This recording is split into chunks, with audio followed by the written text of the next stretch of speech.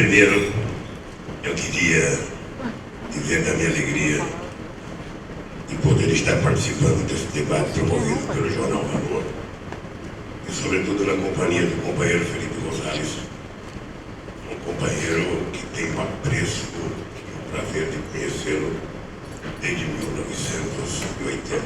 Bem, eu queria dizer para vocês que a crise de 2008, ela, para quem no Brasil vivia como eu vivia, quer dizer, eu nasci em crise, vivi em crise a minha vida inteira.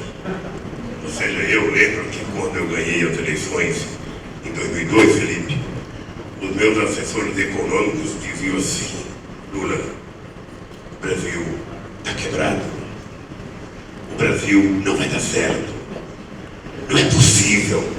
Eu falava, mas se está quebrado e não vai dar certo, por que vocês me elegeram? No mínimo é uma incoerência. Bem, eu acho que a crise da Europa, ela aconteceu num momento histórico, quem sabe, até necessário, para que a gente revisse algumas coisas que pareciam que estavam na Bíblia, de tão sagrado que era. Ou seja, a ideia de que o mercado por si só poderia regular tudo no mundo, da educação à geração de emprego, do crescimento tecnológico à produção de commodities. O mercado regularia tudo. Nós tivemos pessoas que chegaram a dizer que o mercado iria regular, queria resolver o problema da educação. Ora, o que aconteceu é que veio à tona uma coisa que veio, quem sabe, no momento certo de mostrar para nós que o sistema financeiro não poderia continuar desregulado como estava desregulado em alguns países que anteriormente diziam a todos nós o que deveríamos fazer. A verdade é que as pessoas estavam alavancando aquilo que não podiam alavancar. Ou seja, não era possível que um sistema financeiro continuasse ganhando dinheiro na troca de papéis entre os bancos e que não tivesse como resultado um produto. Ou tivesse um produto. Isso um dia iria cair. E eu acho que também quebrou-se outro tabu importante. A negativa de que o Estado não presta para nada e o mercado prestava para tudo. Não é verdade nenhuma das duas coisas. O Estado presta quando age enquanto Estado e o mercado presta quando cumpre a função do mercado. Quando os dois extrapolam, nenhum dos dois presta. E a verdade é que nessa crise, somente o Estado é que pode salvar os países. Pois bem, o que eu acho que aconteceu nessa crise, e aí eu falo isso com muito cuidado e falo com muito respeito, porque tive o prazer de conhecer outros dirigentes. Nós temos uma crise de liderança política na Europa. Esse é um dado. Ou seja, nós saímos de uma geração em que tivemos Felipe Gonzalez, bem ou mal, tivemos a moldura de Margaret Thatcher e depois, nós tivemos na França, nós tivemos na Alemanha e de repente o Tony Blair na Inglaterra. Essa geração desaparece. E na minha opinião, essa geração não estava preparada para tomar decisões políticas sobre a crise. Até porque terceirizaram as decisões. Os representantes da União Europeia, na minha opinião, estão aquém das necessidades da União Europeia para tomar as decisões. Eu tentei muitas vezes conversar com muita gente e o que eu percebia na última eleição do dirigente da União Europeia, eu lembro que conversando com alguns presidentes, eu falava de Felipe Gonzalez, eu falava de Dalema, eu falava de outras personalidades, e o que a gente percebia é que os dirigentes não queriam que os seus representantes fossem politicamente mais fortes do que eles. Era preciso que os representantes fossem mais fracos. Eu diria, em alguns casos, até insignificantes. É o que eu chamo aqui no Brasil de pacto pela mediocridade. Quanto mais fraco for as pessoas que me representam, mais eu serei forte. O que é um ledo engano. Quanto mais fraco for os que me representam, mais fraco eu serei. Pois bem, a falta de decisões políticas no momento certo fez com que o Felipe González dissesse, numa entrevista ao jornal Valor, que uma crise da Grécia, que poderia ser resolvida com 30 bilhões de dólares em 2010, hoje não se resolve com 200 bilhões de dólares. Ou que um país do tamanho do Chile estivesse causando um problema ao mundo e que as bolsas de Nova York tivessem qualquer preocupação com a queda da situação econômica no Chile. Seria uma coisa impensável. Esta é uma coisa gravíssima e que ainda não está acertada. Não está acertada. Ou seja, os presidentes eleitos a partir de 2008, que tinham como discurso resolver o problema da crise, se envolveram na crise de tal forma que hoje eles já são responsáveis pela crise, porque não souberam tomar as decisões corretas. Eu fico com a preocupação, Felipe, do seguinte: a Europa, eu acho que a Europa conseguiu construir uma coisa que eu considero um patrimônio democrático da humanidade, que foi a União Europeia. E eu fico pensando que jamais aquilo poderia acabar. O que precisa é aperfeiçoar o que vocês construíram tão bem nos anos 80. Ou seja, discutir a questão monetária, discutir a questão fiscal, discutir coisas que possam permitir que nenhum país individualmente abra mão da sua soberania. Mas não pode permitir que os países possam fazer apenas política fiscal e não fazer política monetária. Ou seja, é uma coisa impensável. Então eu acredito que a Europa, nesse momento, espero que a Europa tenha a fineza, de encontrar uma solução, porque diferentemente do Brasil, onde os trabalhadores precisam lutar muito para conquistar o que vocês conquistaram nos anos 60, nos anos 70, os trabalhadores europeus estão numa condição de não perder o que conquistaram.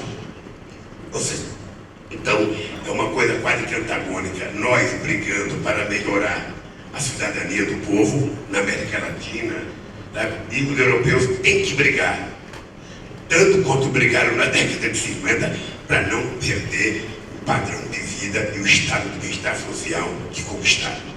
Essa é uma luta que vai ser muito dura, porque não é possível a gente que há 5 anos atrás admirava a Europa pelo estado de bem-estar social alcançado, hoje a gente veja a Europa empobrecida, não empobrecida comparada a nenhum país da América Latina, que é outro empobrecimento, mas a gente vê, sobretudo, os trabalhadores mais jovens sem perspectiva ou sem esperança. Tudo se resolvia mandando as empresas produzir na China.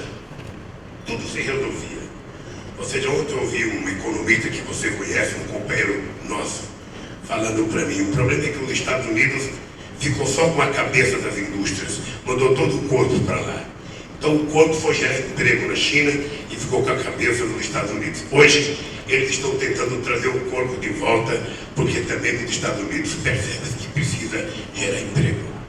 Eu quero concluir dizendo o seguinte: eu acho que essa crise, ela veio no momento, para que a gente possa tomar decisões. Eu não consigo conceber político ter medo de crise. Político precisa existir para resolver problema de crise. Quando você chegou na Espanha, você tinha uma renda per capita de $4.500, hoje a Espanha tem 32, 33 mil dólares de renda per capita, ou seja, não pode ser tratada uma crise da Europa como era tratada a crise da Bolívia, a crise do Brasil ou a crise do México, porque são países com uma certa solidez econômica que poderia ter sido proposto um ajuste de mais longo prazo. Ou seja, o que você está exigindo? Você está exigindo que as pessoas empobreçam para consertar a economia, para depois fazer as pessoas crescerem outra vez. Ao passo que você deveria começar a discutir do patamar de cidadania que conquistou o povo europeu. Acho que tem problemas políticos a ser resolvidos, porque a União Europeia não pode conceber, sabe? Eu não vi nenhuma decisão de vocês em que a Alemanha era presidente da União Europeia, que era o Banco Central Alemão, que podia tudo. Ou seja, eu acho que é preciso equilibrar o poder de decisões na União Europeia. É preciso equilibrar o poder de decisão político na União Europeia, porque tudo está subordinado às eleições. Tudo. Enquanto não houver eleições na Alemanha, a dona Angela Merkel não irá tomar a posição que deve tomar. Depois vem as eleições na França, depois vem na Espanha. Eu lembro como se fosse hoje um acordo praticamente. União Europeia e América Latina estavam prontos de acordo. Por que não saiu o acordo em 2008? Porque nós tínhamos eleições no final do ano nos Estados Unidos e o Bush não queria correr o risco. E nós tínhamos eleições em maio de 2009 na Índia. E o negociador da Índia, o Kamal, era candidato a governador no seu estado, que era agrícola. Por conta disso, suspendeu essa negociação. E já fazem 5 anos e até hoje não foi retomada as negociações. Ou seja, nós proponemos na primeira reunião do G8, é preciso acabar com o total protecionismo no comércio para enfrentar a crise. Até hoje não fizemos mais nada. Então, eu estou dizendo isso sem nenhum pessimismo, Felipe, sem nenhum pessimismo. Porque a crise econômica a gente vai resolver e o problema não é técnico. Se fosse técnico, a gente pegaria os companheiros que escreveram Uma Governança Inteligente, ia nas melhores universidades do mundo, pegaria os melhores técnicos, contrataria a peso de ouro, pagaríamos um consórcio e eles tomariam decisões. Não é assim. É preciso saber se as pessoas que forem eleitas pelo voto popular vão ter coragem de tomar as decisões que deveriam tomar. O De La Roy tinha todas as soluções quando era candidato. O nosso amigo François Hollande tinha todas as decisões quando era candidato. E assim sucessivamente. Agora está na hora de executá-las. Está na hora de executá-las. Aqui no Brasil, Felipe, aqui no Brasil, durante a crise, eu não fui muito compreendido porque eu disse que era uma marola. E dia 23 de dezembro, eu fui num canal de televisão fazer apologia do consumo. Eu fui dizer para o povo que se ele não consumisse, as empresas não iam produzir, o comércio não ia vender, e aí sim a crise chegaria no Brasil. E que eles fossem comprar com responsabilidade. Eu não sei se foi só isso, mas o dado concreto é que a crise foi uma marolinha no Brasil. Acontece que nós prevíamos que ela poderia ser consertada nos próximos anos na Europa, e ela se agravou na Europa. Então eu espero que os novos dirigentes possam encontrar uma solução definitiva para a crise. E só tem uma: mais crescimento econômico, mais emprego, mais geração de riqueza, e é uma crise boa, porque quem vai resolvê-la são criar novos consumidores. São milhões e milhões de seres humanos que ainda não conseguem comer 3 refeições por dia. Milhões e milhões de pessoas que ainda não conseguem comprar uma roupa para se vestir, não conseguem comprar um sapato. Milhões de pessoas que precisam ter acesso a tantas coisas. O que o Chico tem que fazer? Financiar essa gente. Financiar essa gente para ter acesso aos benefícios, sabe, que pode gerar um novo ciclo de desenvolvimento. Ficar chorando e lamentando não dá certo. E a burocracia da Europa não resolverá essa crise. Ou discute politicamente, ou não tem solução. Eu não sei até que ponto você vai ficar na reserva e não vai entrar no debate para valer, porque nós não temos muito tempo a esperar. Então, eu penso que a governança global, o comércio, e uma terceira coisa que o Felipe disse, que é a regulação do sistema financeiro. Ou seja, nós decidimos acabar com os paraísos fiscais. Decidimos. Numa reunião que estava o Bush, noutra que estava o Obama, numa reunião que estava o Sarkozy, numa reunião que estavam todos os principais líderes. Nós decidimos, não aconteceu nada. Absolutamente nada. como nós decidimos criar 5 milhões de empregos, também não aconteceu nada. Por quê? Porque você não tem a decisão que possa fazer acontecer. Não pode, até o bônus, que em 2009, 2010 virou uma figura nefasta, sabe? Continua sendo pago da mesma forma que era pago antes da crise. O Banco Central Europeu, emprestando dinheiro a 1% para o sistema financeiro, comprar título da Espanha 7%. Ou seja, ao invés de ajudar a Espanha, está afundando mais a Espanha, afundando mais Portugal. E aconteceu no Brasil uma coisa fantástica, Felipe. Em 2009, os empresários brasileiros se lembram, nós liberamos 100 bilhões de reais, o equivalente hoje a aproximadamente 50 bilhões de dólares, para fazer com que os bancos públicos e privados pudessem alimentar o crédito. Sabe o que aconteceu? Os bancos privados pegaram o dinheiro do compulsório e, ao invés de alimentar o crédito, compraram o título do governo. Compraram o título do governo, que era muito mais rentável. O que nós fizemos? Tivemos que fazer com que os bancos públicos assumissem um papel importante. Nós tomamos decisão de comprar 50% de bancos privados que tinham grande carteira de financiamento de carros usados. Ou seja, então, no Brasil, a existência de bancos públicos importantes, que funcionam normalmente com os bancos privados, permitiu que a gente conseguisse não morrer naquela crise já em 2009. E isso não existe no mundo. Não existe nenhum país que tenha um sistema financeiro de bancos públicos que possa ajudar o país a se salvar, ou o país a alavancar financiamento, coisa que era necessária. Felipe, quando eu cheguei na presidência, eu vou te dar um número, sei que gosta de estar viajando muito o mundo. Quando eu cheguei na presidência, esse país que era um país de economia capitalista, todo mundo falava que era um país de economia capitalista e que não poderia deixar que um comunista como eu chegasse ao governo. Pois bem, esse país tinha ao todo 380 bilhões de reais de crédito. Não chegava hoje a 200 bilhões de dólares.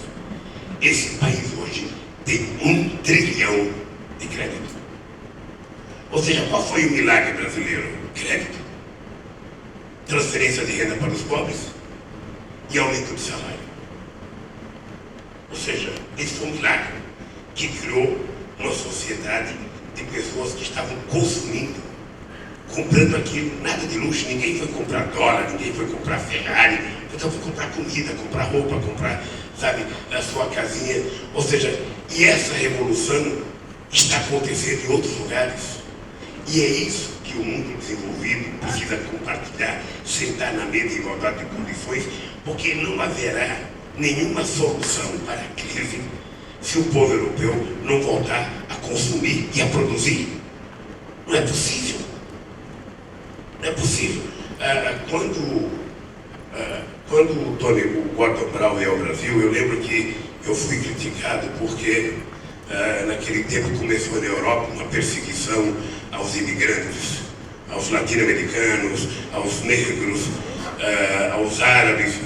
E eu disse ao Gordon Brown, essa crise não é de negro, não é de índio e não é uma crise de latino-americano, é uma crise de gente dos olhos verdes.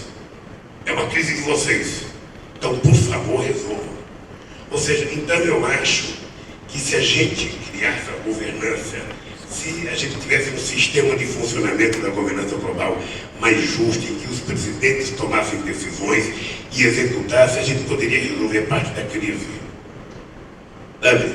Poderia resolver. O problema é que não tem um centro de decisões. Não existe. E eu digo isso de cátedra, porque eu participei pelo menos de 10 reuniões com os principais líderes, e esses assuntos não são levados a sério. O Obama estava preocupado com a sua eleição, a Angela Merkel preocupada com a sua eleição, não sei quem preocupado com a sua eleição, ou seja, termina a eleição, as pessoas não resolvem nada. Tá? E o que vai acontecer? Vai precisar haver muitas passeatas, muitas manifestações, muitas greves, para as pessoas começarem a se dar conta de que o problema é político e tem que ser tomado decisões políticas. E eu acho que é isso que falta, e muitas vezes eu queria aqui dizer uma coisa, já que eu estou aqui a convite, sabe, é um ledo engano,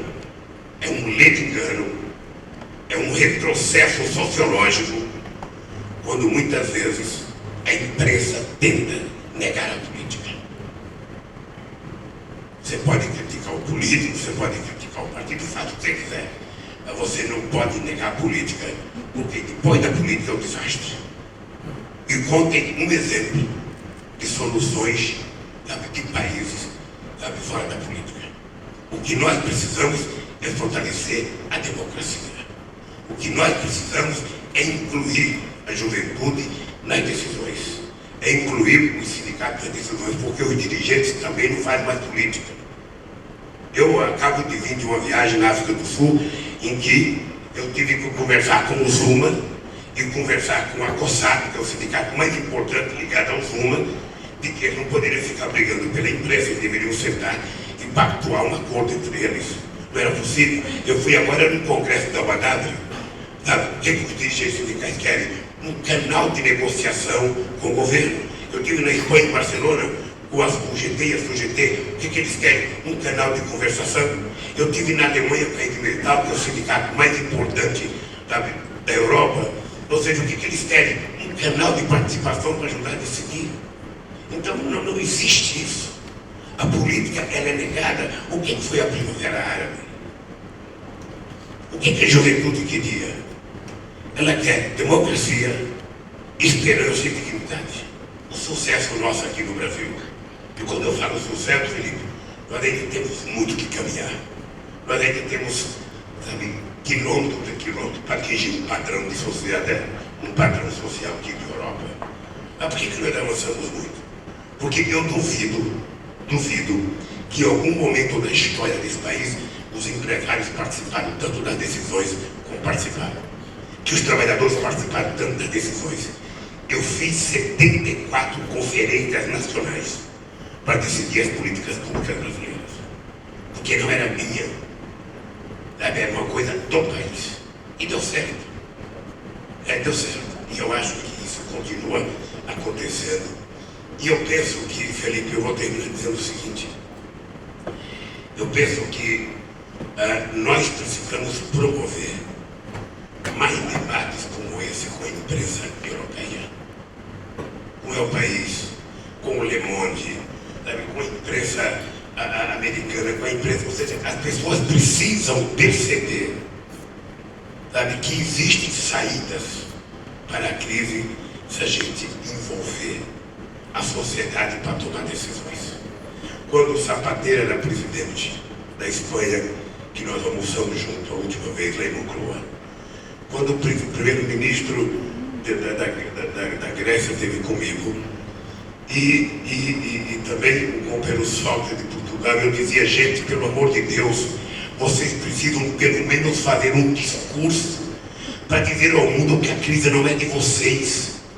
A crise não é da responsabilidade desse ou daquele governo. A crise é da responsabilidade de um sistema que apodreceu. Felipe, você não viveu esse drama, eu vivi aqui. Eu vivi aqui. Qualquer representante de qualquer banco europeu, americano, chegava aqui no Brasil ditando regras para a gente. Eles sabiam tudo. Diziam o que a gente tinha que comer, o que a gente tinha que almoçar, tinha que jantar, o que a gente tinha que vestir. Ou seja, quando a crise, sabe, acontece lá, eles não sabiam nada. Não sabiam nada. Agora veja que absurdo. 9 trilhões e meio de dólares já foi utilizado para tentar resolver o problema dessa crise. 9 trilhões e meio de dólares.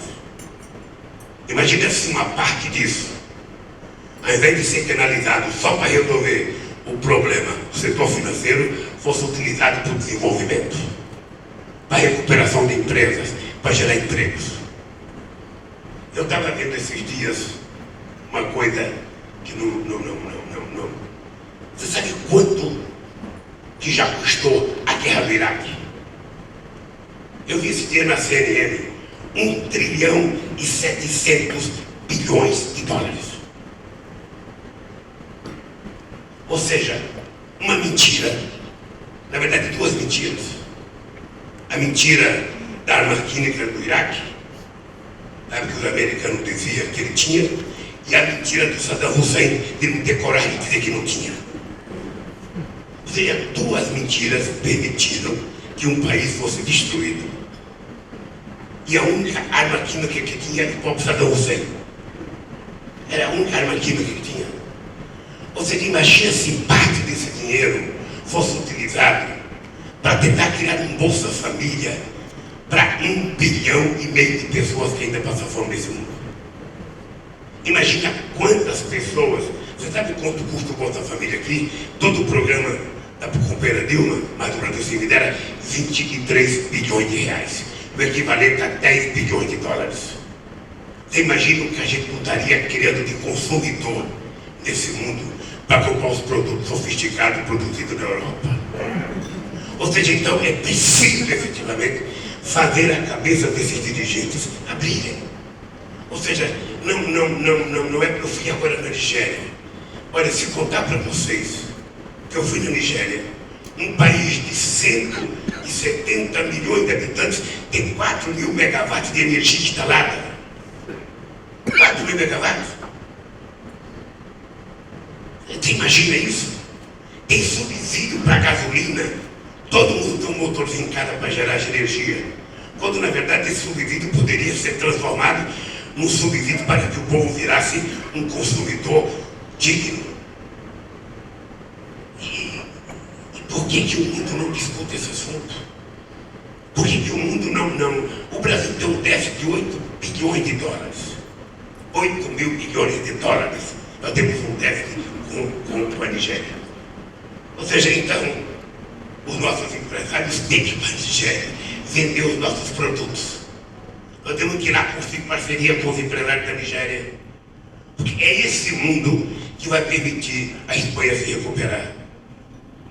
Esse mundo que vai permitir a Espanha voltar a crescer se a gente construir essa parceria. Fora disso, se a Espanha for seguir a orientação do Banco Central Europeu, a Espanha não sairá da crise.